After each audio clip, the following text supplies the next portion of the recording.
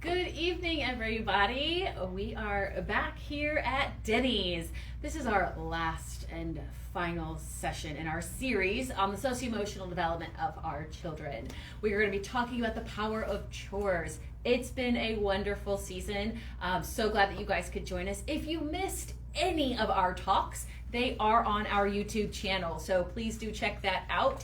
You can get a recording of all of our sessions, so you get all that good information. And check us out in the spring. We're building our next series, and we'd love your feedback. So let us know what was helpful and what topics you would like covered in the spring. And we'll come back, do a couple of the same. We'll throw a couple of new ones in there. So be on the lookout for that. The best way to keep updated on all of those schedules and events is to like and follow our Facebook page. So that's just MC2 Potential, and you'll see my face, and you can go right on there. Lots of good information, lots of research on the HISD crisis that's happening. So trying to keep you updated on a lot of different really good issues that are important to our families here in the greater Houston area.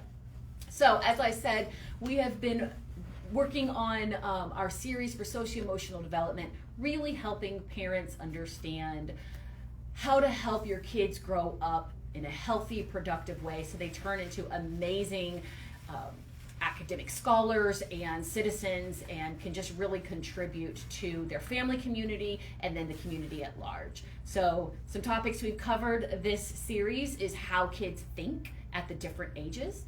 As you could probably know, if you've raised kids, a 2-3-year-old thinks very differently than an adolescent, somebody in their teenage years, and there's a way to manage that.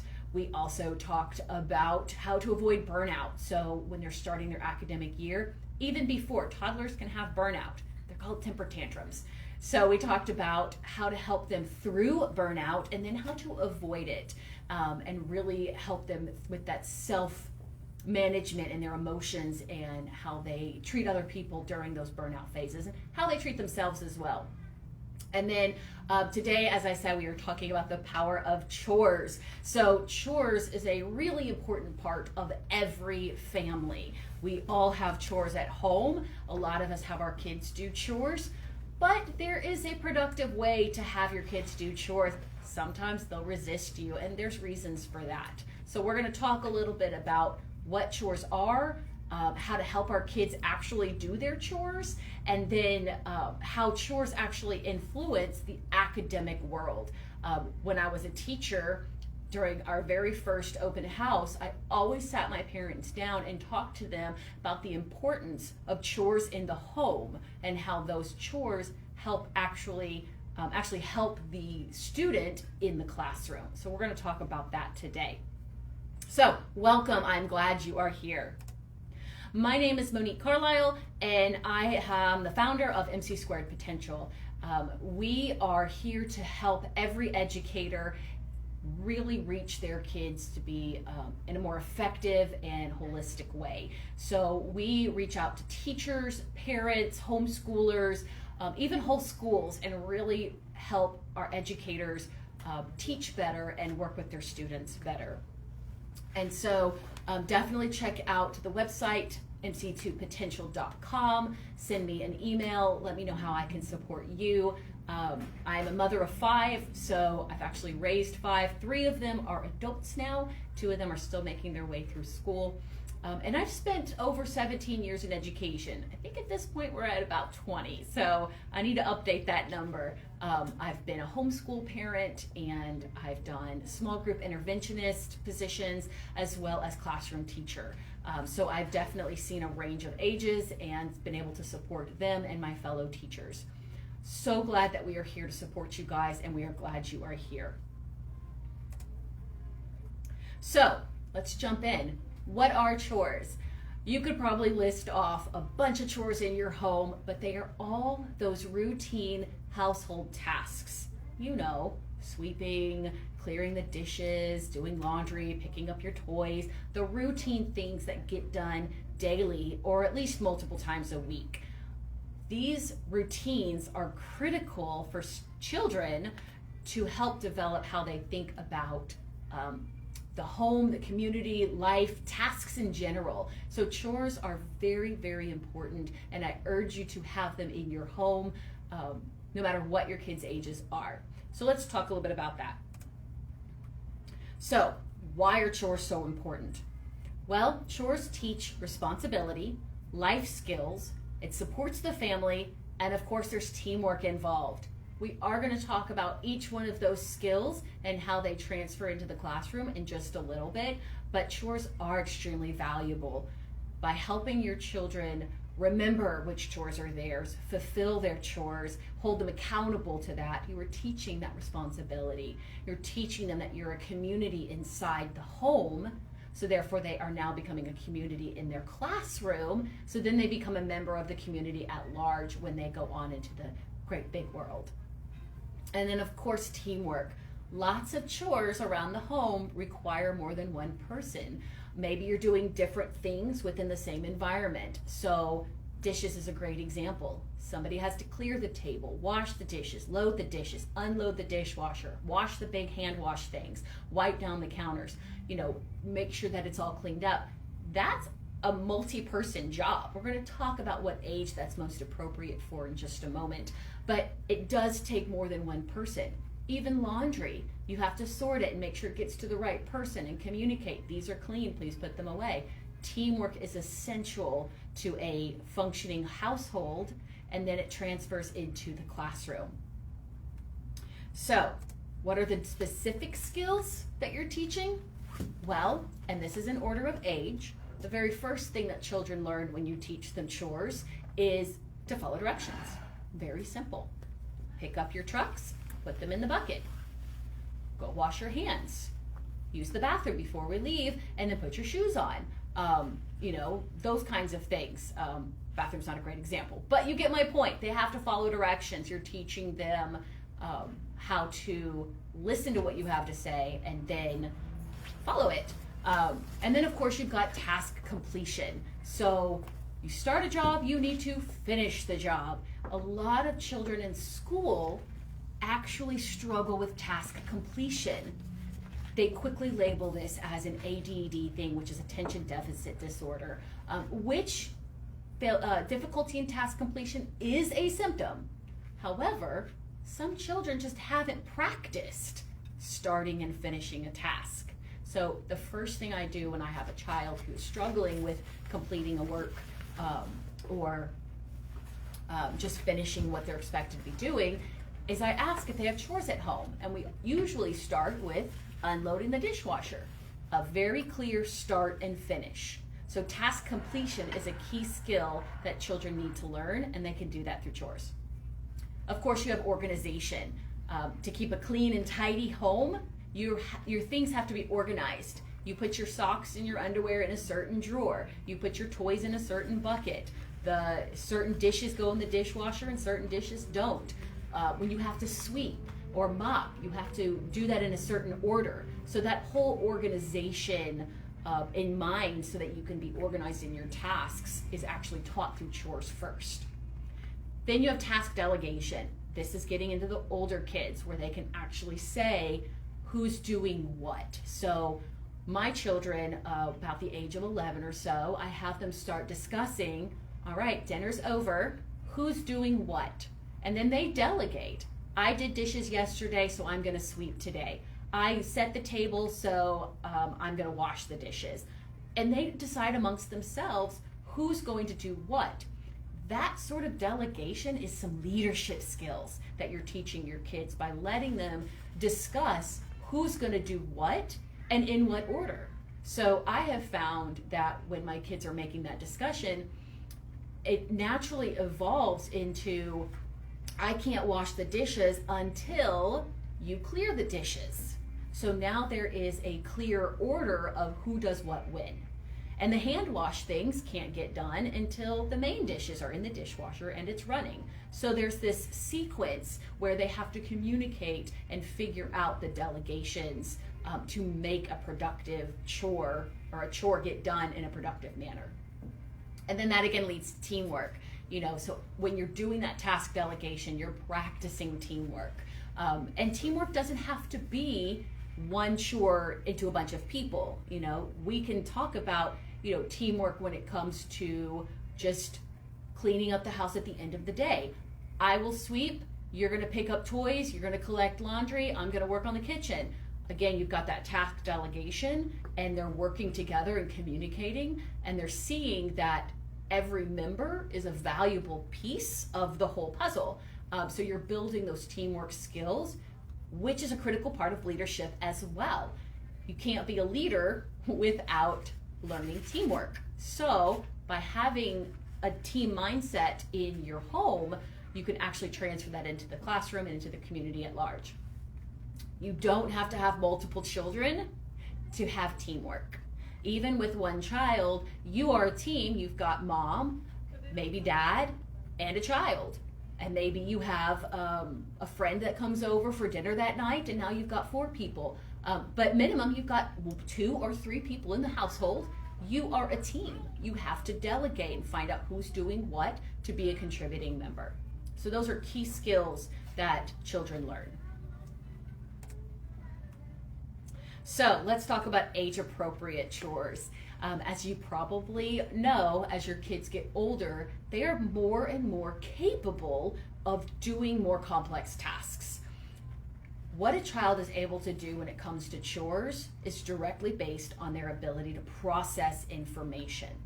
So we talked a lot about how kids think in an earlier talk. So please go check out the YouTube channel, watch that conversation about how children think and process information through the ages to really get a glimpse at what they're capable of as they mature and grow. And then of course, it's going to change over time.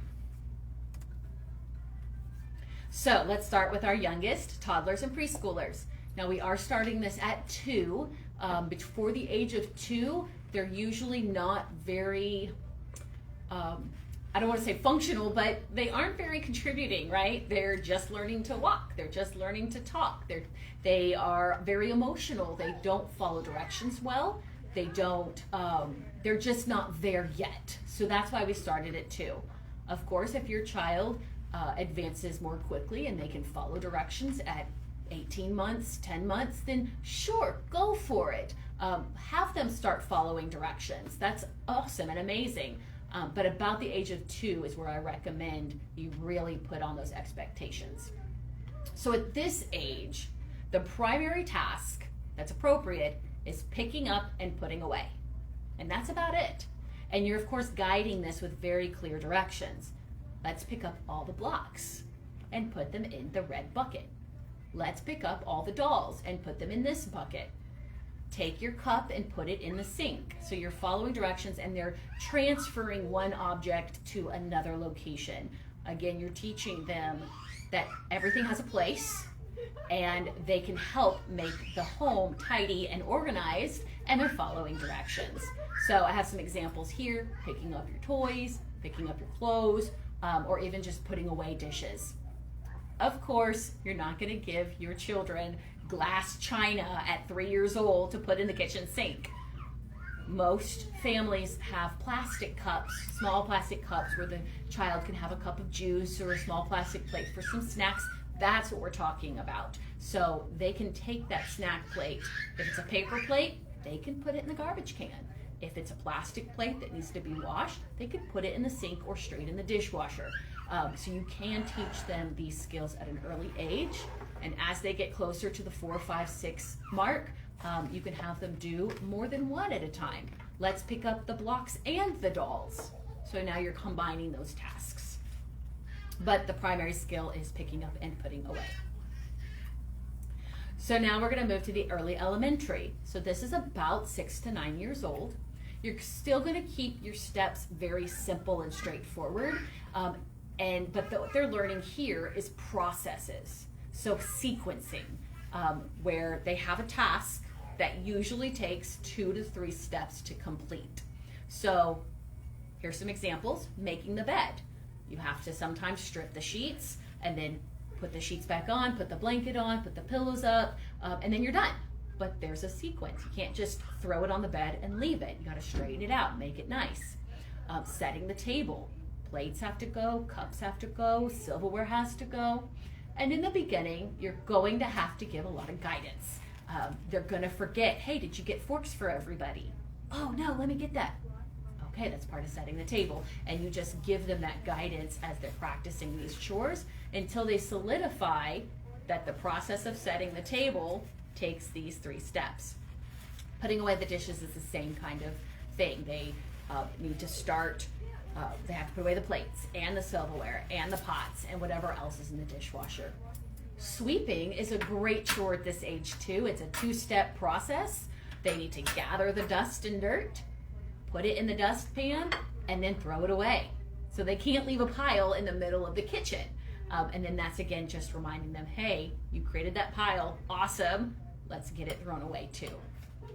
Something that I like to suggest to my parents is until the age of 10, or let me back up. I expect from my kids, and this has worked for me, 10% perfection per year. So what I mean, a 6-year-old, I would expect 60% perfection. So if they're putting away the dishes, they put away 60% correctly, and I might find a pot in the wrong spot, or the silverware got forgotten, or something small like that, and then I just come up behind them and I help finish the job. By the age of 10, I do expect 100%, anywhere from 95 to 100%, especially for these simple processes that they've been doing since they were 6 years old. So that is something that I do recommend to the parents, just to keep in mind your children are still learning these processes. They might forget a step or two, and we just need to help encourage them and guide them along the way. So then we have our late elementary. This is 9 to 11 years old. And this is where we have multiple steps, still pretty simple processes. Again, we have sweeping and vacuuming. Got to pick up the toys, plug in the vacuum, make sure you don't suck up any cloths, things like that. They have to think through this. It's a little bit of critical thinking. They can do simple meal prep. This is great. Get your kids in the kitchen. It is phenomenal to have them in there and ask them, hey, can you get the carrots out? Can you get the milk out? We need to put the pasta in. Have a conversation about what you're doing in the kitchen, because then they'll learn that how to create food, and then they can take care of themselves later. And they might even develop a passion for food and the creation process. And now you've got a chef on your hands. They don't teach the culinary arts in elementary school. So it's really, really important that we're introducing our kids to as many different careers as possible. It's really easy to have them in the kitchen. And then of course, washing dishes. It's a pretty complex process if you think about it. You have to scrape the food. You've got to make sure it's all the food is washed. You got to rinse it well so nobody gets sick. If you're scraping and loading in the dishwasher, you got to make sure everything fits. You got to start it. You got to put a certain amount of detergent in. Turn the dial just the right amount. You know, that sounds simple to adults, but to a child, they're still learning that. I cannot tell you the number of times my children have gone to start the dishwasher and went, shh, and they're like, oh, what did I do? And they didn't understand that they needed to turn it just a little bit to get it to start. Simple process, but they're learning those skills. And then they're also learning the self-control, not to just go crazy with the knob, right? So it's really important that they are practicing these simple chores with multiple steps. All right, and then we have our adolescents. So this is 12 to 18. As always, sometimes it takes our young adults a little bit longer to really master complex chores and processes and academics. And so we cut off at 18, but they might need a little bit longer. Stay patient with them. They are going to get it eventually. So at this point, they're doing a lot more multiple step processes with critical thinking. So this is where multi-steps and critical thinking kind of go hand in hand. And they really got to think through what they're trying to accomplish and how to accomplish it in the best way. So full meal prep and cooking. So boil the water, put the noodles in, stir it every 2 minutes, add the cheese, add the milk. Boom, you've got macaroni and cheese. But still, they have to be aware that they have to wait for the water to boil. If it overboils or it's not boiling enough, they have to think, okay, not yet. They have to set a timer. And then they have to measure. They have to do a lot of that critical thinking just to cook macaroni and cheese. We think it's easy because we've been doing it for years, but you can actually teach your kids those kind of simple processes at this age. Yard work is really great as well. Yard work, to me, it's kind of refreshing and almost cathartic because you get to get out and make a drastic change very quickly. So whether you're having your children mow and you have to teach them, they have to watch out, make sure they're going in straight lines, make sure they have enough gas in there, those kinds of things. Or if they're just doing simple tree trimming or weeding and they're pulling that, or they're laying mulch, any of that yard work requires them to do some critical thinking. And then of course you've got cleanup, which goes back to task completion. Once you start the job, you have to finish it, and there's a more complex finish to yard work, having to bag up the leaves and the sticks and whatnot, and then take it to the appropriate waste location, whether that's the curb or that's your trash can or whatever. And then of course, doing a sequence of tasks, sweeping, mopping, and then vacuuming. They have to know, I can't mop till I sweep, and after I mop it's wet, so nobody come in, so now they've got that communication going on. Vacuuming, very similar, making sure they hit all the corners and make sure their cord is unwound enough, those kinds of critical thinking. And then dusting, you'd be surprised. Dusting is a simple task, but if they're going to dust, they need to make sure they get all the crevices and corners, and move the knickknacks and make sure they get underneath them and things like that. So again, that's a critical thinking, making sure they don't break anything or move things in crazy locations. So multiple steps with critical thinking. So let's talk about those skills a little bit more. So we mentioned the skills at the beginning. So the first skill that Chores help develop is following directions. In order to follow directions, the child has to listen. So you're building active listening skills. And if they don't hear you the first time, they need to ask for support and say, I don't understand, I didn't hear you, what did you need from me again? So now you're teaching them some of that accountability and that communication skill, so they can follow the directions. And then of course, paying attention to details. If I say we're picking up the trucks and they start picking up the dolls, you don't necessarily have to stop them, but that lets you kind of have an insight that maybe they weren't listening quite closely enough, and then you can work on those listening skills. So you have to pay attention to what you're saying and what's needed, and so that they're fulfilling their task appropriately. I see this in my own family when it comes to dish time. You know, well, you said you were going to wash the dishes. No, I said I was going to dry the dishes. Again, listening and following directions and paying attention to those little details can come into play. So task completion, we did talk about this already. So it's all about finishing the task before moving on. And if it's a larger task, learning how to identify those stopping points. So say you have your child and you have all tile and hardwood floors, and your child is asked to sweep the house. Pretty simple, straightforward, should take about 20 minutes, depending on how large your house is, of course. Where's their stopping point? And what happens at that stopping point? So maybe they sweep all of the kitchen, throw away the dust, and then go use the bathroom, get a drink of water. Maybe they sweep all of the foyer and dining room, and then they throw it away, and then they move to the kitchen. Maybe they're not stopping. So having them kind of think about, how much am I going to do before I stop? Yard work is another great example. It's hard labor to do yard work. So what is that stopping point? I know I've had to talk to my kids a couple of times where they're like, I'm tired and I don't want to do anymore. And I'm looking at the clock and it's been 20 minutes. And I know what they have been doing and they shouldn't be exhausted. So we have to have that conversation. Hey, let's do 10 more minutes. Let's finish this, and this task so that it's clean, it's done, and we can say we're finished with that job.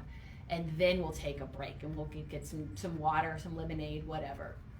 So teaching them those stopping points so they can get to that task completion point.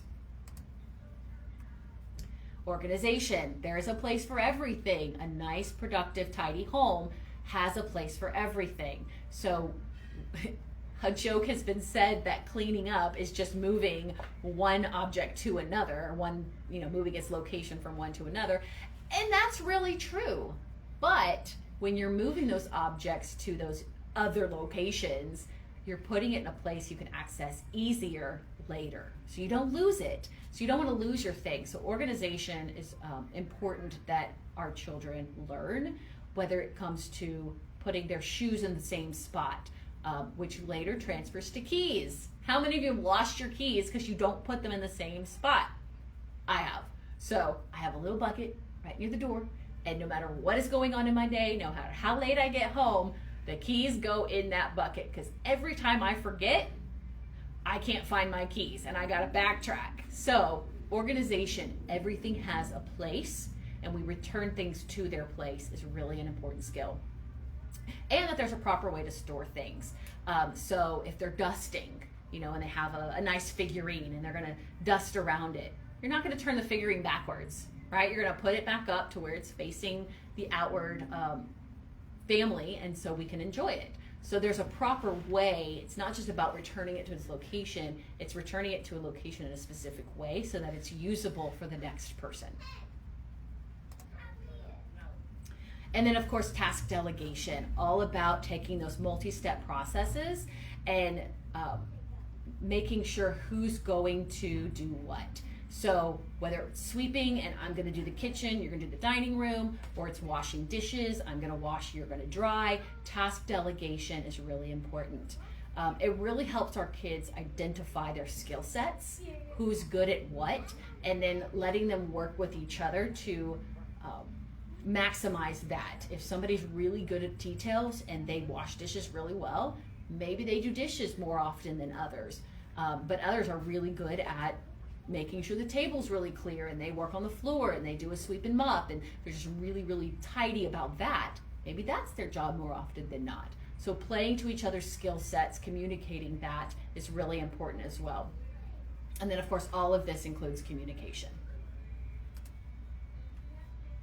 And teamwork. So whether you have one child or multiple, when you're cleaning the house and you're making things tidy, you're working together. You're working towards a common goal. So the parents should be doing something when the child is doing their chores.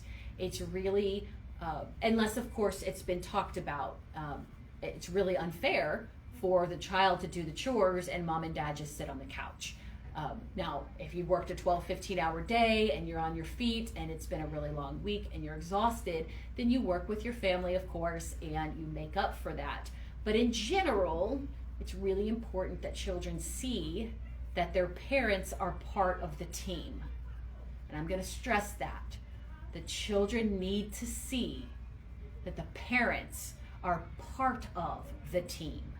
Children may be free labor, but they're not meant to be used as free labor. They are a contributing member of the community, of the family, and that means everybody else is too. And then, of course, you've got communication, collaboration, and the age-old age setting. What is it? Age-old adage. The age-old adage. Teamwork makes the dream work. So a functional family that's happy and able to sit down to a movie night or a night on the porch drinking lemonade and looking at the stars really requires y'all to be working together to get things done efficiently. All right, so some other peripheral skills. Self-esteem. When children have a task and they complete that task and they get a reward, and that reward can be a variety of different things, they build that self-esteem, that self-pride that they are a contributing member. So when you're building this self-esteem, use specific praise. Thank you for putting away the dishes. So not thank you for doing your chores, but thank you for clearing the table. Thank you for putting away your shoes. Thank you for whatever it is. Be very specific about how they're contributing and that you appreciate that. And then that builds a sense of belonging. They know that they have a place in the family, they're a contributing member, and that helps build their self-esteem because it builds that safety net. They can be more confident because they know that if something happens and they struggle, whether it's in the academic world or in their social circle, they have this safety net that appreciates them that they can fall back on. It develops responsibility. So chores teach kids that my work is important. My work supports others, and my work must be done. When you have those three philosophies in place, kids develop responsibility. They will no longer shirk their chores and say somebody else can do it. They know that their work is important. They know that their work is valuable and that it needs to get done to keep the family moving forward. Again, all of this builds to the classroom community where they are another contributing member. And then it builds to the larger world where they become a contributing member in their workplace. All right, so let's jump into how to get our kids to actually do their chores. So if you're coming up against resistance, we did do a talk about defiant children and how to manage defiance. We did that a few weeks ago. Check out the YouTube channel and look for that recording so that you have that wonderful information. So we're going to only briefly talk about encouraging chores in our children. So use positive reinforcement. This can be anything from a sticker chart, high fives, or a specific reward chart. There are so many resources out on the web that help you identify what chores need to be done. You can color code it, and then they can get a sticker every time they do it. They get a certain number of stickers, and they get ice cream for dessert. Whatever works for your family, or they get to pick the movie, or they get to have a friend over for a sleepover. Whatever works with your family, but build in that positive reinforcement. And high fives are great. Kids love hugs and high fives, especially the little ones. You know, oh, Brian, we finished it. And they feel good. So use that positive encouragement when they're finishing their chores. Use appropriate expectations. So this whole series has been all about the socio-emotional development of our children, making sure that what we're asking of our kids is age appropriate, what we're expecting from them and their social emotional selves is appropriate. So for any support on what is age appropriate, please check out the other videos. But something to really take to heart is kids are naturally inclined to help. If you think back to when your little one was 2 or 3 years old, they wanted to sweep. They wanted to carry the groceries in. They wanted to take the plates to the table. And unfortunately, a lot of children get that pushed out of them. They get told, no, you can't help. It's too heavy. You're gonna break it. You're not capable. So they're constantly told they can't, which hurts their self-esteem, and they develop what we call learned helplessness, where they throw up their hands and they say, I can't do it anyways, I'm not even gonna try. So we need to make sure that we're doing age-appropriate activities and chores and working with our kids in ways that are age-appropriate so they don't learned helplessness. We want them to continue being contributing members and let that really grow and develop. You're gonna need to accommodate the daily needs and daily changes. You know, we've talked about this in a previous training, in a previous talk, where if you have a child who's got soccer practice or a soccer game or a football game and they're out late one night, maybe they can't do the chores. Maybe they can't do the dishes because they're coming home at 9, 10 o'clock. We rely on our family members as part of the community to know that it's okay. We got your back. That's another way to encourage chores. If it becomes a punitive thing, do your chores or you can't go to the dance on Friday, that just becomes a negative cycle. So work within your family to really support each other when there's needs and daily changes that affect your chores and your family. Okay, using a schedule. It is really important that kids know what their expectations are, and a schedule can do just that. For the little ones, put a picture schedule. Put a picture of blocks that represents their toys and a picture of their shoes that says, that means they need to put their shoes away, a picture of teeth, and they got to brush their teeth. The chores at that age are really little, but you can use picture schedules. It doesn't have to be written. If you have multiple children, use a color schedule and write down all the chores so they know which day they are responsible for which chores.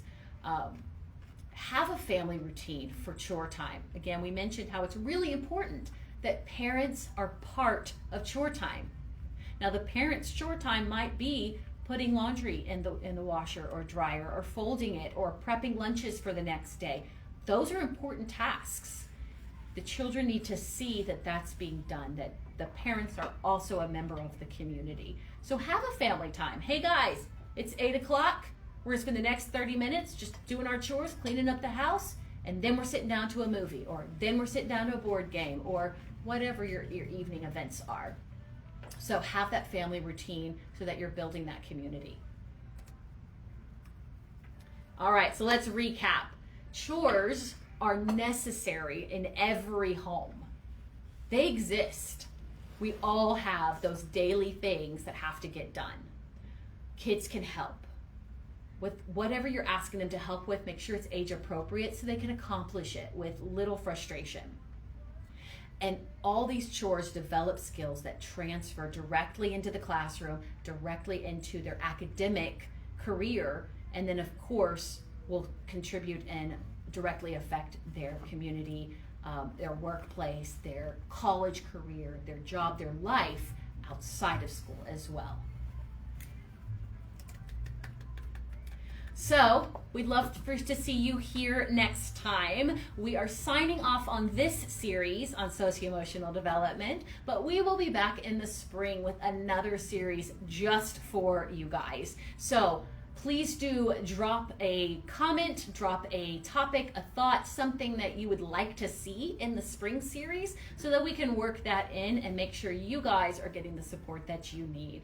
I look forward to meeting all of you soon, answering your questions, hearing your stories, and just continuing to support you as you raise your children.